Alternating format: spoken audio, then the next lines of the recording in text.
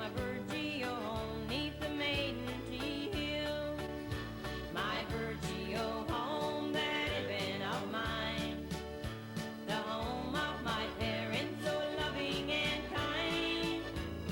I loved them so, and I always will.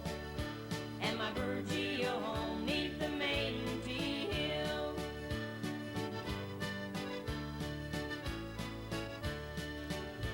With her fishery failing, I may have to roam. Dear God, how I'd hate to leave my dear home. But each night in memory, sure I'll see it still. My Virgil home neath the maiden tea hill. My Virgil home that had been of mine, the home of my parents, so loving and kind. I love them so. Good evening. Welcome to This Week in Review. Tonight's stories include: the NTA strike is entering its second week. The Lions made a special presentation this week. Repairs are being carried out on the ball field. We visited Sandbanks Provincial Park, and more, so please stay tuned.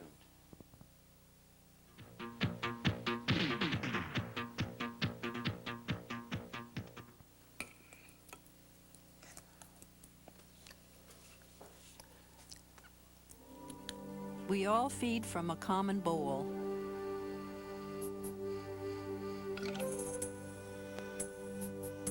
And we all need seeds for the future. This is June Callwood urging you to support USC Canada's Seeds of Survival program. 56 Spark Street, Ottawa.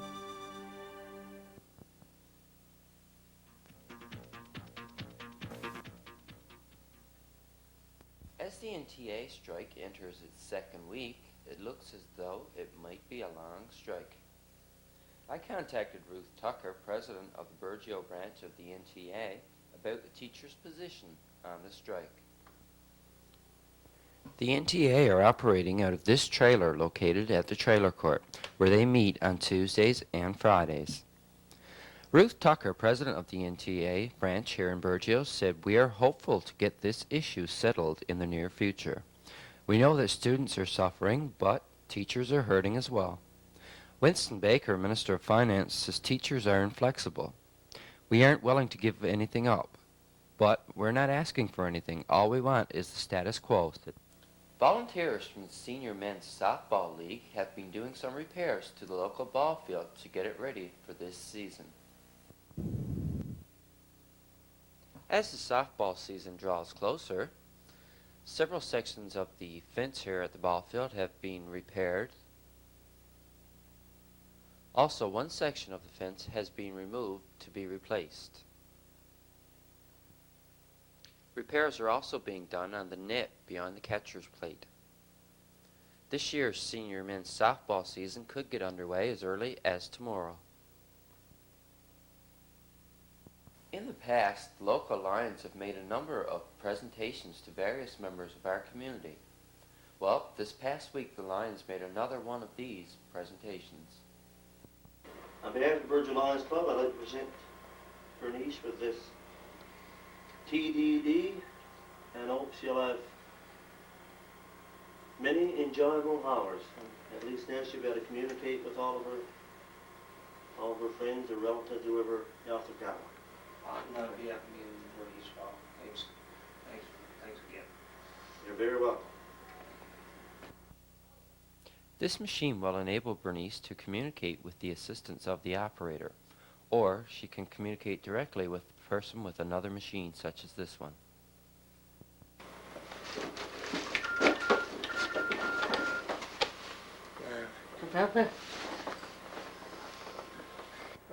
We took our cameras to Sandbanks Provincial Park this past week to see if the park suffered any damages over the winter. Last spring, it was discovered that there were several acts of vandalism at the park over the winter. This year, however, there are no evident signs of any vandalism. The only noticeable thing is the litter that is being thrown around. Employees will be returning to work at Sandbanks Provincial Park on Tuesday, and the park is scheduled to open on the first weekend in June. Let's hope the weather warms up to melt these patches of snow that are remaining in the park, and so that someone other than the seagulls can enjoy a swim. Stay tuned for more of This Week in Review coming up in just a moment.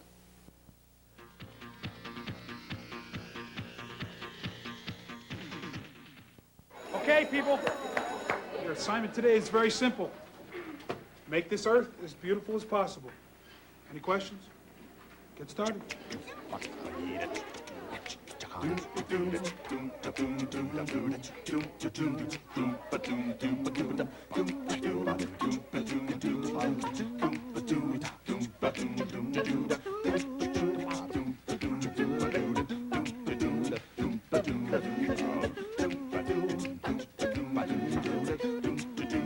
Does anyone know where Lisa is? Yeah, I do.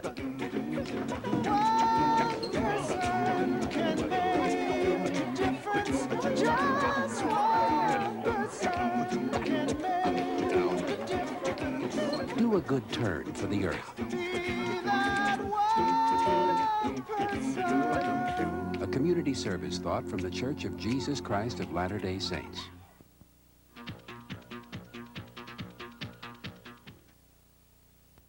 We took to the streets with our camera on Friday to find out students' views on the teachers' strike. Unfortunately, most students were not willing to comment on camera. However, here are a few that did give us their views.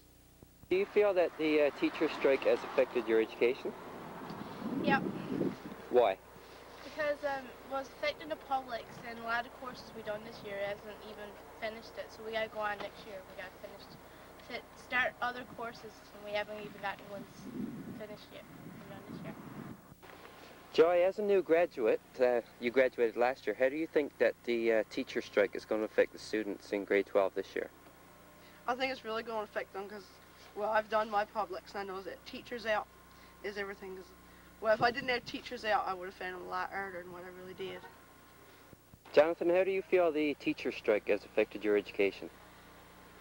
Well, like, we don't get as much time, so there's stuff that I'm not going to get a chance to learn this year that I'm going to need next year. And it could affect my grades all the way through next year and the year after that and right up through high school. Our interview this week is with Benoit, Vice President of the Southwest Ski Club, regarding a grant that the club received recently from the Active Living Go for Green program.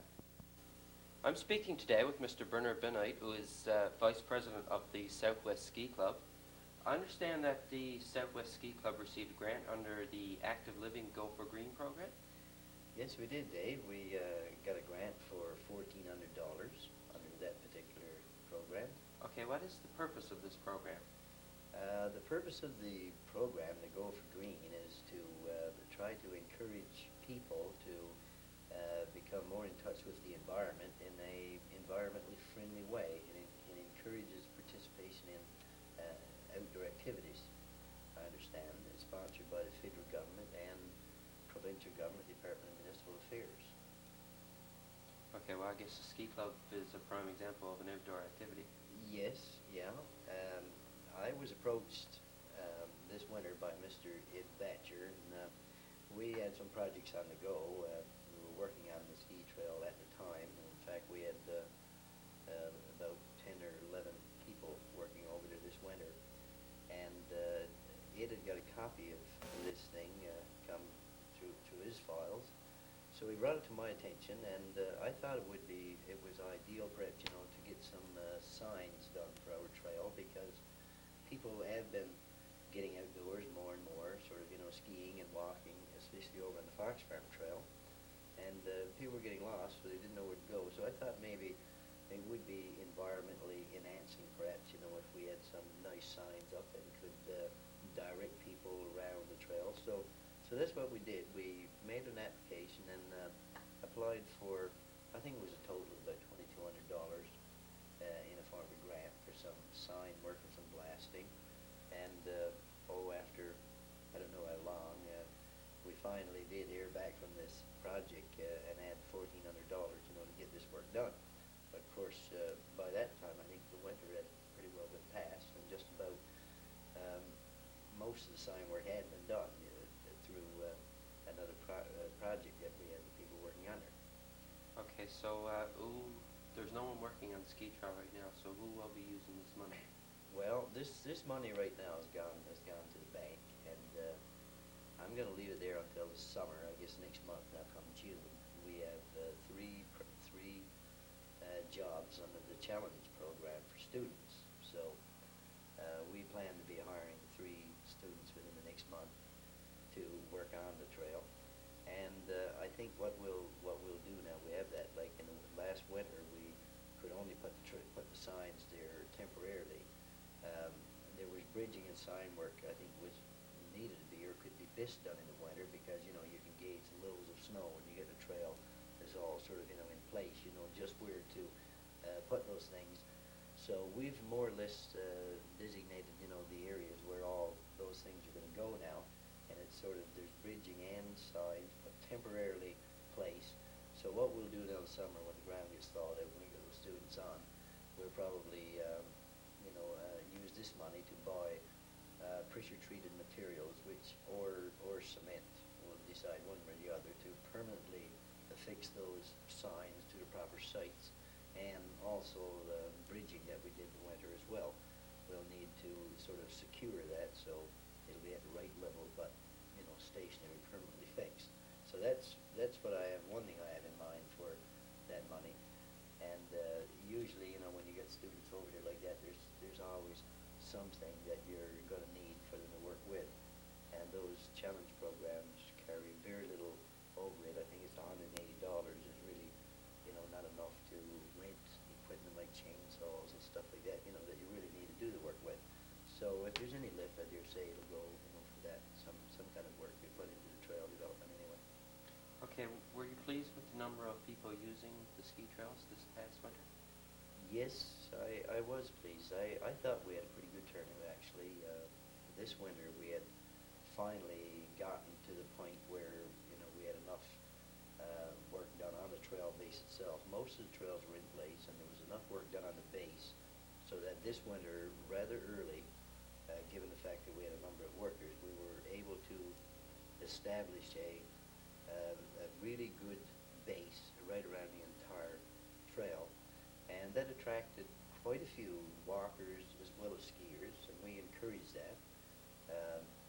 From our perspective, it's a community thing. It's in place for the community, for the people of Virgil, and you know, as far as I'm concerned, walking on the ski trails, it does do some, you know, damage to trail base at times, depending on snow conditions, but I feel like it's all public money that's gone into it, and, you know, to the support of the people of Virgil and through grants we've been able to attain and things like that, and as far as I'm concerned, you know, a lot of people don't ski. They enjoy to walk. It's a beautiful place, I think, over there, where, you know, rather scenic and that. So a lot of those people did get out this winter, and I think their comments were really positive. They really seemed to enjoy it. And I'd say we had about half and half walkers and skiers. And certainly I would encourage, you know, in future, if you want to get out and walk, because so many people do, then by all means use the trails. The only thing that I would caution people would be to perhaps stay off it, whether you're walkers or skiers, at times when the trail is wet. And, you know, you got rain and really soft snow, because it leaves big footprints and sort of it freezes up, and then you can't do anything at all with the trail base after that. When it's wet, and sometimes, like one time in winter, we had a really, really heavy snowfall, and those big drifts that weren't hard enough to quite bury off, and every time you step, there's a big footprint down into it. Those are bad for if you're walking. Okay, what kind of condition are the trails in for people like hiking in the summertime? Well, the trails aren't in good shape at all for hiking. You know, they're in poor shape right now. I have talked with Ed Batcher, you know, about the possibility of, you know, if we get projects, or if you know, the government decides that people would have to work, you know, to get moratorium pay, or, you know, if by any chance there were quite a few projects come down in the wintertime, I have had talks with Ed about the possibility of, you know, establishing the trail as a hiking trail summer use. We'd like to see it that. But right now, at this stage of the game, we're sort of still trying to just, get a rough base down, level base for a winter ski trail. The way we've been doing that in the sort of, the sloping sections is to cut brush and pull in the brush that's already been cut on the side and just sort of cut it up, and we're sort of laying it down. So each year, really what you've got is some, green trees and things, and when you lay it down, the pins just fall off, and there's no way you'd be able to walk through that stuff. But, given a little bit of snow, it tends to catch the snow very well, and, you can get a fairly level base. But now, what we're hoping in the future is that, once this brush and stuff sort of, gradually decays and settles and we put more there, then I could see maybe 2 or 3 years in the future when you do get a fairly level trail base, we then, try to go over those sections perhaps with mud or fill, and you'd have a nice level base, and, I could see the future perhaps it'd be a nice walking trail. But in addition to that, I think you'd also have to put in some places is really wet spots, so you'd have to put in some boardwalk or something like that. Okay. Our guest today is Mr. Benoit, who's Vice President of the Southwest Ski Club. Mr. Benoit, thanks for speaking to us. Well, thanks for inviting me, and Dave is This week, as we look back and remember when, we're going to take you back to November of 1989, when the plant workers here in Burgeo took to the streets in a public demonstration.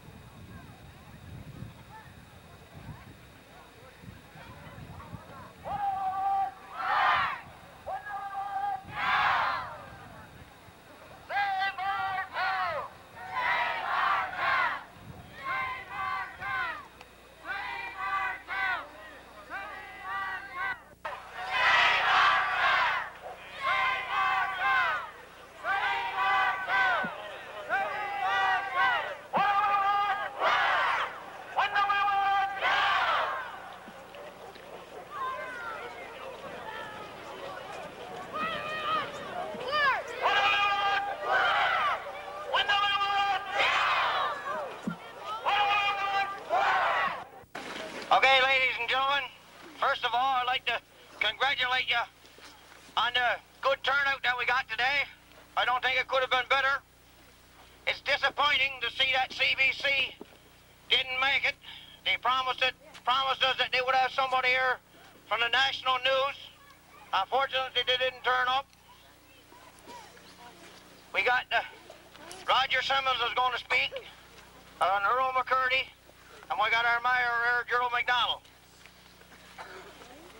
The thing that I want to say is the federal government, John Crosby, Tom Sidden, Brian Maroney, and the rest of them, and the PC party, going to allow National Sea to close this plant here in Burgeo and pull out and land the fish that would normally landed in our plant in Nova Scotia. And not only in Nova Scotia, but in the United States. They're trucking fish there all the time. That's only about a month ago that our union in Nova Scotia had to put on a refuse-to-load truck program to stop the fish from being trucked out. The plants closed in Newfoundland and Nova Scotia. So is John Crosby and the rest of the PC party going to sit back and allow National Sea to close our plants? I say no! No! Please stay tuned now for the season finale of The Bandwagon. On behalf of BBS and all the BBS volunteers, thank you for watching. I'm Dave Cooper. Good night.